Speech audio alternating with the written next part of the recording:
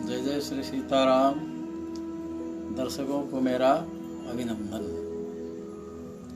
दीपावली संदेश देती है, असतो मां सद्गमय तमसो मां ज्योतिर्गमय। दीपावली के दिन दसों दिशाएं प्रमुदित, प्रफुल्लित और प्रकाशित रहती है। दीपावली में प्रधान पूजा श्री गणेश और महालक्ष्मी देवी की होती है। इस वर्ष दीपावली 14 नवंबर शनिवार को पड़ता है। तो श्री लक्ष्मी जी की उत्पत्ति कहाँ से हुई, ये भी हमें जानना आवश्यक है। श्रीमद् भागवत महापुराण, शिव पुराण, स्कंद पुराण आदि का जब अध्ययन करते हैं तो पता चलता है कि इनकी उत्पत्ति समुद्र मंथन से हुई है। श्री मणिरंभा वारुणी अमीय शंख गजराज धन्वंतरि धनुधेनु शशि कल्पद्रुम विषवाज। इस श्लोक से स्पष्ट हो जाता है कि श्री लक्ष्मी जी की उत्पत्ति समुद्र मंथन से हुई है। इस वर्ष दीपावली में पूजन का शुभ मुहूर्त दिन में कुंभ लग्न में 12:37 से 2:09 तक है। सायंकाल वृष लग्न में 5:16 से 7:13 तक। रात्रि में सिंह लग्न में 11:44 से 1:58 तक है।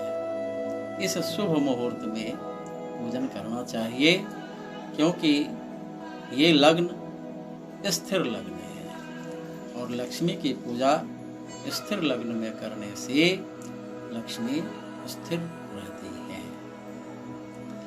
श्री लक्ष्मी जी चल एवं अचल, दृश्य एवं अदृश्य संपत्तियों, अष्ट सिद्धियों और नवनिधियों की अधिष्ठात्री साक्षात नारायणी है। भगवान श्री गणेश रिद्धि सिद्धि शुभ लाभ के स्वामी हैं। ये सद्बुद्धि प्रदान करते हैं। समवेत पूजन से घर का अमंगल नाश होता है और घर में सुख शांति आती है। अतः हमें शुभ मुहूर्त में ही पूजन करना चाहिए। अब हम पूजन कैसे करें, तो इस क्रम को थोड़ा समझने की आवश्यकता है। पहले पवित्रीकरण यानी अंगूठी धारण करें जो कुश की बनी होती है, और यदि आपके पास सोने की अंगूठी है तो कुश की अंगूठी को धारण करने की आवश्यकता नहीं है।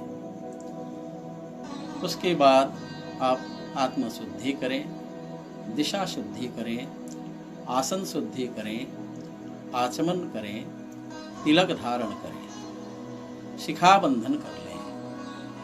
पश्चात स्वस्ति पाठ करें। स्वस्ति पाठ के बाद आप संकल्प करें। संकल्प के पश्चात आप आदो गणेश और गौरी का पूजन करें। पश्चात कलश स्थापन करें। कलश स्थापन के बाद रक्षा विधान करें। रक्षा विधान के बाद नवग्रह पूजन, षोडश मातृका का पूजन करें। उसके बाद प्रधान पूजन श्री गणेश जी और लक्ष्मी जी का करें। इसमें अष्टलक्ष्मी पूजन का भी विधान है। इन सबों की पूजा के पश्चात आप लेखनी दावात की पूजा करें, कुबेर का पूजन करें। कुबेर के पूजन में आपको ध्यान यह रखना है कि व्यावसायिक प्रतिष्ठान में यदि आप पूजा कर रहे हैं तो आप अपने काउंटर में पहले स्वस्तिक बनाएं। स्वस्तिक बनाकर उसमें एक झोली डालें जो छोटा होता है।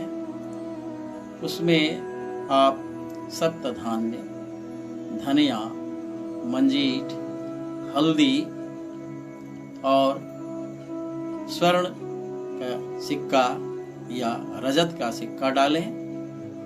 अभाव में आप वर्तमान में जो लोहे के सिक्के का प्रचलन है उसे आप डाल सकते हैं। इसके बाद आप तुलामान पूजन करें।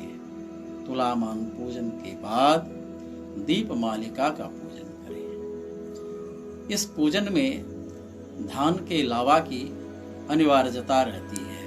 धान का लावा अवश्य चढ़ाएं, क्योंकि गणपति अथर्व शीर्षम में वर्णन आता है, यो लाजैर यजयति यशोवान भवति। मतलब जो लावा चढ़ाकर भगवान गणेश की पूजा करता है वह यश प्राप्ति करता है। आप व्यवसायी हैं तो आपके दुकान की प्रतिष्ठा बढ़ेगी, आपका मान सम्मान बढ़ेगा, आपका गुडविल बढ़ेगा। और ध्यान रखें कि रात्रि में आप जागरण करें। रात्रि में जागरण करने से लक्ष्मी स्थिर रहती है। व्यावसायिक प्रतिष्ठान के जो मुख्य दरवाजे हैं उस पर शुभ लाभ लिखें। पूजन क्रम जब समाप्त हो जाए तो एक माला आप महालक्ष्मी का बीज मंत्र कमलगट्टा के माला पर अवश्य जपें। इससे लक्ष्मी की विशेष कृपा होती है। इस तरह से यदि आप पूजन करते हैं तो भगवान गणेश और लक्ष्मी की अवश्य कृपा होगी। आपका सारा अमंगल दूर होगा। घर में लक्ष्मी स्थिर रूप से रहेंगे। सभी भारतवासियों को दीपावली की हार्दिक बधाई और शुभकामनाएं। पुनः नए विषय के साथ मैं आपके समक्ष उपस्थित होऊंगा। जय जय श्री श्री।